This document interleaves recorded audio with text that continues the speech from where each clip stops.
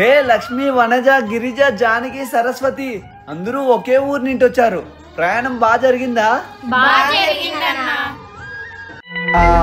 నువ్వేం లక్ష్మి చిక్కిపోయి ఉండావు? మన హాస్టల్ మీద ఏమైనా బెంగ పెట్టుకుంటావా? అవునన్నా. చూసావా ప్రిషు, మన హాస్టల్ అంటే ఎంత ప్రేమనో. అవునవును, మన కోసం ఏదో తెచ్చినట్టుంది. అమ్మ చేసిందన్నా.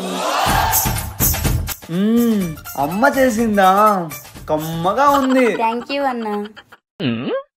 ఇవన్నీ తిన్నావనుకో గ్యాస్ ఫామ్ అవుతుంది, లావ్ అయిపోతావు, సరిగా చదవలేవు.